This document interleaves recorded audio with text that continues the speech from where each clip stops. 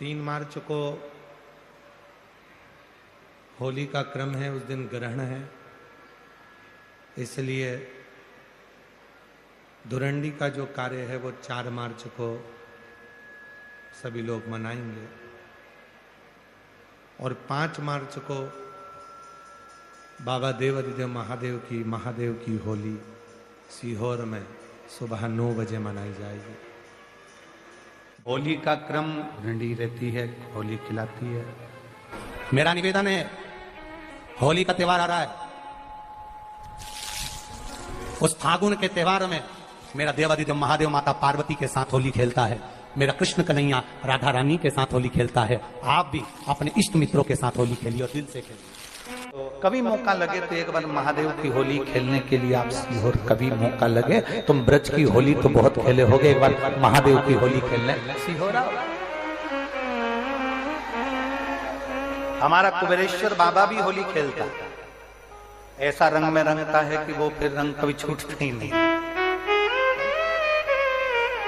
एक ही दिन करते हैं वहां, बस एक तो कभी अपने स्वभाव को नहीं बदलना। हम भी उसमें रहते हैं, पूरी होली में आपके साथ में गुलाल खेलने के हम भी साथ तुम्हारे साथ साथ चलते हैं, क्योंकि हम 5 महादेव के साथ होली खेलने के लिए उस दिन निकलते हैं। 5 महादेव, उस दिन हमारा नियम रहता है 5 महादेव के मंदिर जाना है, उनके साथ रंग खेल कर आना। 5 महादेव के साथ जो रंग खेला वो जिंदगी में पंचम इंद्री हो, चाहे वो कर्म इंद्री हो, चाहे वो ज्ञान इंद्री हो, चाहे वो मन रूपी इंद्री हो, ये सब भगवान के रंग में रंगी रहे, इसलिए हम 5 महादेव के साथ होली खेलने के लिए उस दिन निकलते हैं। कभी आपको मौका लगे तो आप अंदाजा लगाना, जो सीहोर के आसपास के हो या आसपास रहते हो, और छुट्टी मिल जाए तुम्हें होली के समय पर, तो उस समय पर स्मरण करना। जिस दिन होली जलती उस दिन नहीं, उसके दूसरे दिन भी नहीं, उसके तीसरे दिन शिव तत्व सुबह हम जल्दी उस समय 9 बजे होली खेलने के लिए बाबा के साथ निकल गए। शिव तत्व, अहम से, अहंकार से दूर हो जाओ।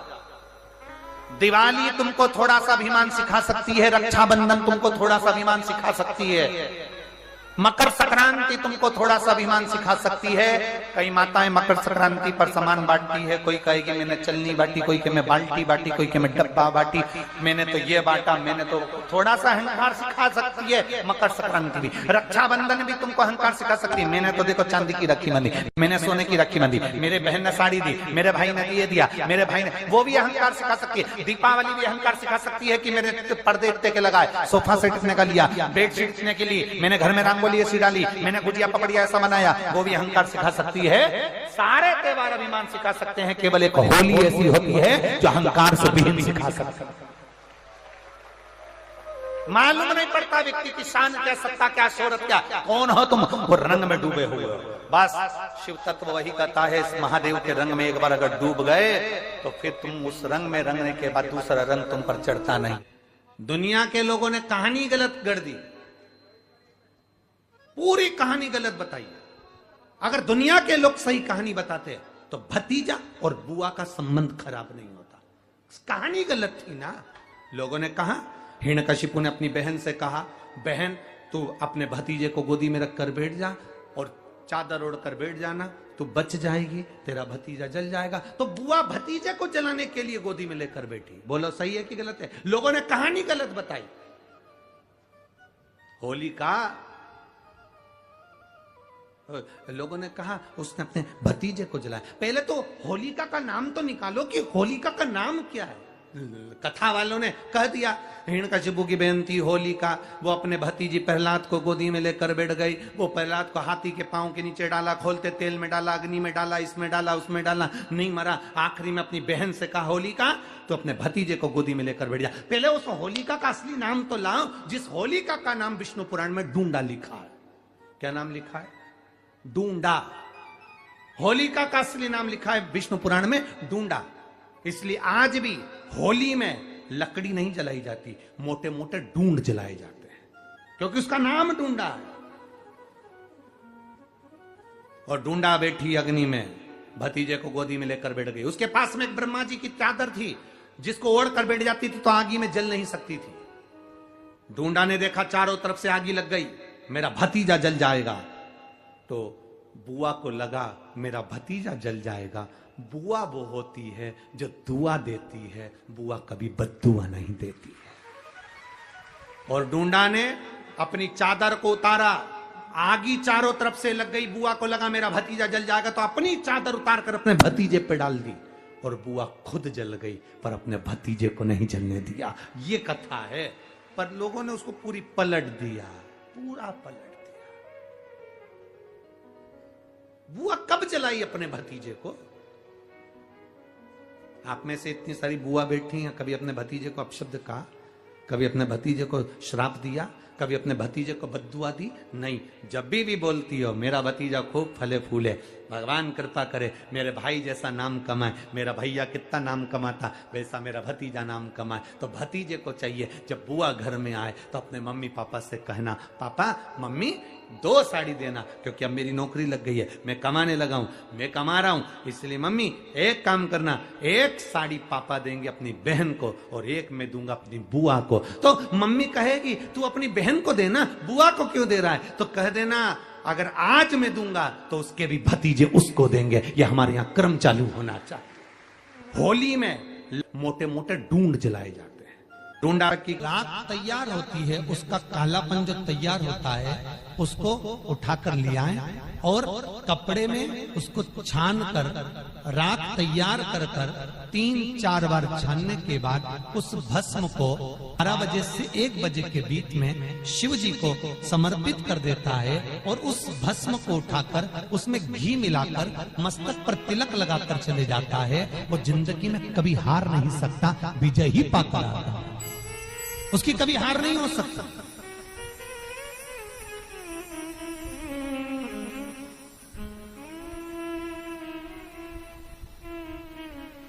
वो कभी हार नहीं सकता।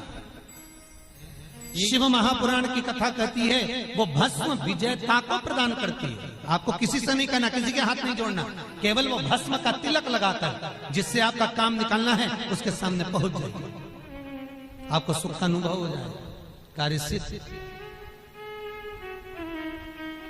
तो भस्म इतनी प्रबल हो गई।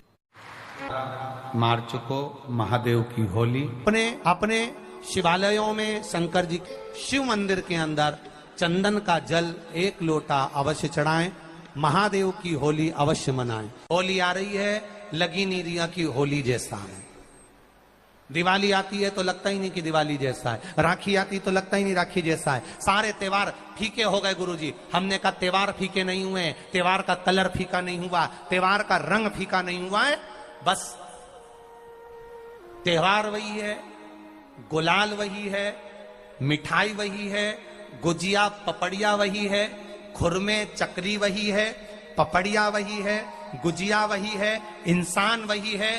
बस बाजार में से जो रौनक समाप्त नहीं हुई है, रौनक आपके भीतर की समाप्त हो गई। आपके भीतर इतनी ईर्ष्या भराती गई, इतनी ईर्ष्या भराती गई, इतनी ईर्ष्या भराती गई कि वो ईर्ष्या के कारण, उस अहंकार के कारण, उस अहम के कारण तुम एक दूसरे से मिलना पसंद नहीं कर पाते। पहले के लोग कहते थे हमारे यहाँ जब होली होती थी इतने लोग आते थे, मिलने जाते थे, गुलाल लेकर जाते थे। आजकल तो कोई दिखता नहीं है। कारण केवल इतना सा है, तुम्हारा अहंकार, तुम्हारा ईगो, तुम्हारा अभिमान तुम्हें अपने घर से बाहर नहीं निकालता। तुम घर से बाहर नहीं निकलते अपने अहंकार के कारण, अपनी काया के कारण, अपनी अभिमतता के कारण। आप दूसरे से मिलना पसंद नहीं करते। जरा सा कोई ने कलर लगाया तुम्हें क्रोध आ गया, जरा सा किसी ने गुलाल लगाया तुम्हें गुस्सा आ गया, जरा सा कोई आया भाभी जी भैया जी करके गुलाल लगा गया, तुम न न न न न न न न न कहां जाओ।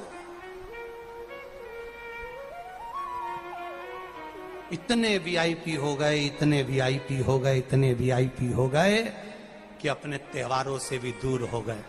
मेरा निवेदन है, होली का त्योहार आ रहा है,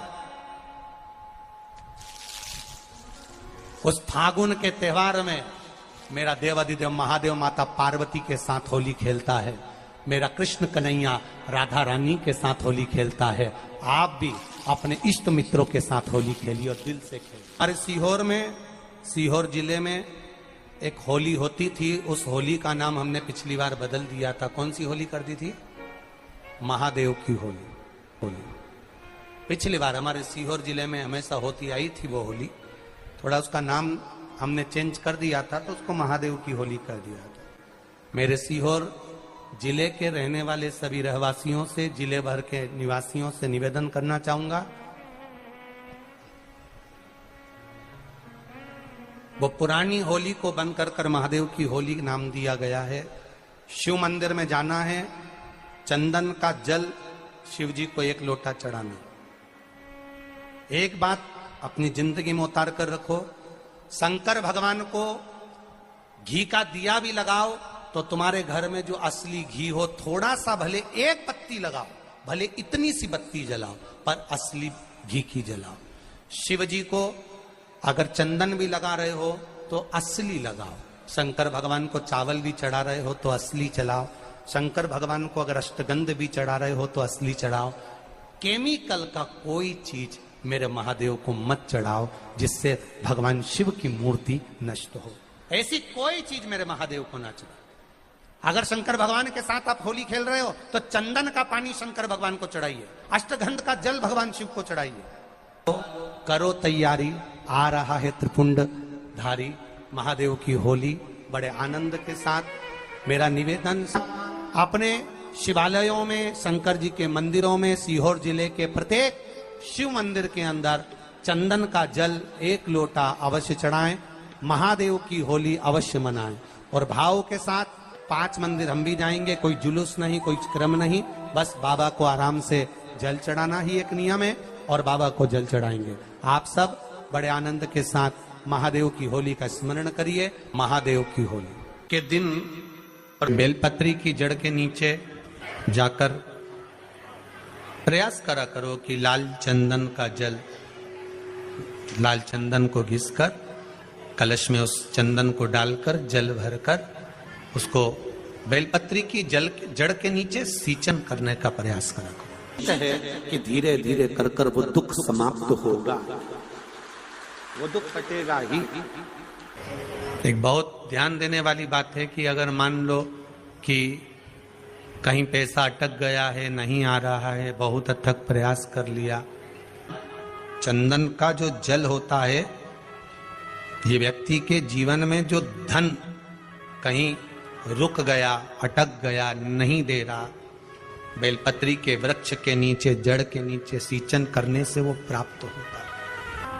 अथर्ववेद में वर्णन किया गया कि पीपल के वृक्ष की जो जड़ होती है, बेलपत्री के वृक्ष की जो जड़ होती है और आंवले के वृक्ष की जो जड़ होती है, इसके नीचे स्वर्ग का निवास होता है।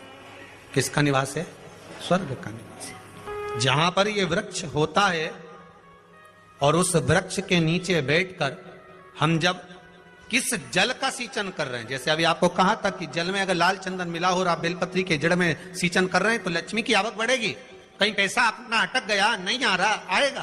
पीपल की जड़ में इत्र का जल, पीपल की जो जड़ होती है उसमें इत्र का पानी, थोड़ा सा जल, उसमें थोड़ा सा इत्र का भाग हो महाराज, और आप भगवान पीपल देव, पिपलेश्वर महादेव का स्मरण कर कर पीपल की जड़ में अगर जल चढ़ा रहे हैं और मान लो शरीर में कोई कष्ट हो गया है, शरीर में कोई रोग हो गया है, कोई मालूम पड़े ये हाथ 4 दिन से दुख रहा है या 4 दिन से ये नस दब गई है या ये कमर दब रही है, तो आप 2-4 दिन कर देखो। कलश के अंदर जल, जल में इत्र का थोड़ा सा भाग, पीपल की जड़ के नीचे आप उसका सींचन करिए पिपलेश्वर महादेव के नाम से। उस जल को थोड़ा सा भाग लेकर आ जाओ उसी में से जो चढ़ाया है, और उस स्थान पर जहां कष्ट है उसको लगाना प्रारंभ करिए। 2 दिन 3 दिन कर देखो। प्रैक्टिकल करने में क्या जाता है? सीवर वाला महाराज झूठ बोल रहा हो तो कभी कभी अगर ऐसा लगे जीवन में कि दुख बहुत ज्यादा आ गया है, बहुत तकलीफ आ गई है, तो लाल चंदन को घिसकर उस लाल चंदन का लेपन भगवान शंकर पर कर कर फिर पानी चढ़ाओ। अगर कोई संकट भारी है और निकट रहा, जैसे किसी नारी का गर्भ नहीं ठहर रहा, 15 साल हो गए, 20 साल हो गए, 25 साल, जैसे इसने लिखा एक माता ने कि 18 साल की बेटी हो गई थी पर संतान में पुत्र नहीं, तो उसने भाव से कथा सुनी। ऐसे आपके भीतर अगर 20 साल हो गए, 25 साल हो गए, 30 साल हो गए, संतान का सुख ही नहीं है, लाल चंदन का लेपन बाबा भोलेनाथ पर करना प्रारंभ करो। पीठिका पर लाल चंदन का लेपन करना प्रारंभ करो। लाल चंदन से बाबा का श्रृंगार करना प्रारंभ करो। एक बेलपत्री पर लाल चंदन, दोनों पत्ती नीचे वाली, जो नीचे की जो 2 पत्ती होती है, इस पे लाल चंदन और बीच वाली पत्ती पर पीला चंदन लगाकर बाबा के शिवलिंग को समर्पित करिए। बाबा से प्रार्थना करिए, रोज प्रार्थना करो। परंतु एक बात का स्मरण रहे, 25 साल हो गए, 20 साल हो गए, 30 साल हो गए, संतान नहीं, तो पहले जल से अभिषेक कराना, अभिषेक कराकर उस जल का आचमन करने के बाद हाथ को खासा करना, धोना, उसके बाद में फिर वापिस बाबा का स्नान कराओ, फिर चंदन का लेपन कराओ, फिर 1 लोटा जल चढ़ाकर बाबा का स्नान कराओ। बाबा का बड़ा सुंदर भाव से लाल चंदन से जो अभिषेक करता है, बाबा को लेपन कर कर फिर जल चढ़ समर्पित करता है, निश्चित है उसकी गोदी मेरा देव अधिदेव महादेव जरूर भरता है। ये निश्चितता है। हम तो बेटियों से भी कहते हैं, जिसका विवाह नहीं हो रहा हो, 25 साल, 30 साल, 27 साल, 28 साल, 32 साल, 40 साल हो गए हो, नहीं हो रहा हो बेटा बेटी का विवाह, उसे लाल चंदन का प्रयोग अशोक सुंदरी वाली जगह पर 7 बिंदी लाल चंदन की लगाकर 7 बेलपत्र 7 बिंदी पर रखिए और महाराज अपनी कामना कर कर भगवान से आइए, बाबा देगा, करेगा। 3-4 महीने में विवाह पक्का करेगा। ये लाल चंदन की महत्वता है शिव तत्व। रोग बढ़ गया, बेलपत्री के वृक्ष के नीचे दीप लगाना प्रारंभ करो। बाबा से विनती कर कर घी का दिया लगाइए बेलपत्र वृक्ष के नीचे, बाबा से निवेदन करें, रोग निवारण।